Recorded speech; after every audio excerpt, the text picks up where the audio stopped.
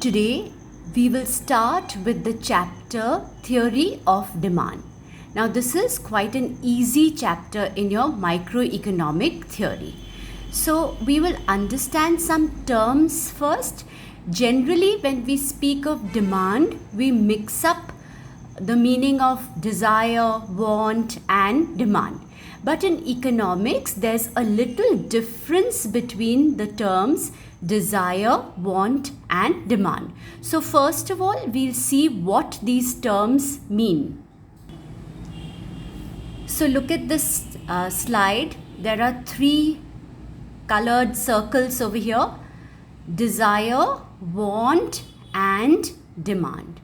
So what is desire? Desire is when you want to buy a car, but you don't have the money to buy a car. Look at the fancy car in the picture. Now you might have just about 20,000 rupees in your pocket and you go to buy the car. So you just have the desire. That means you have the wish to buy the car, but you don't have the money to buy the car. So that is known as desire. Now the second is want. What is want? Want is when you have the money to buy the car. So whatever the car costs, whatever amount it costs, you have the money.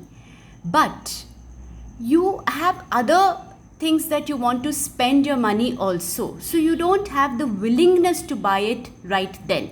So that is known as want. Now what is demand? Demand is an effective desire.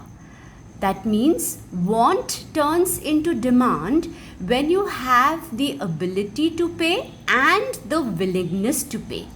So demand consists of the desire, ability to pay and the willingness to pay. So suppose you want to go on a dream holiday and you don't have the money. So it's just your wish, that is your desire. Now you have the 5 or 6 lakhs that your dream holiday will cost, okay? But there are other things that you want to spend your money on. So that is known as want. But when you have those 5 or 6 lakhs, you want to spend it on your dream holiday, you're ready to spend it, then that is known as demand. So going back to the first slide, desire for a commodity means a mere idea or a wish to have the commodity.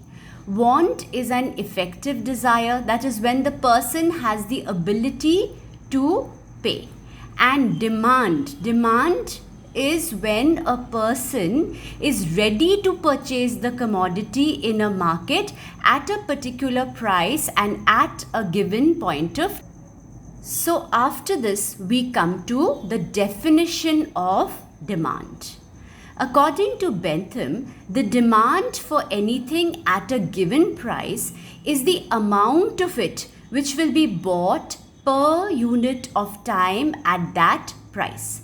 So there are three elements over here in demand, that is quantity, price and time. Suppose I give you an example that the demand for sugar at rupees 35 per kg is 200 kgs today, but yesterday the demand was 180 kgs at the same price. So what is 35 rupees? It's the price. What is 200 kgs or 180 kgs? It is the quantity. And yesterday and today, this is the time. So there should be three things, that is quantity, price and time.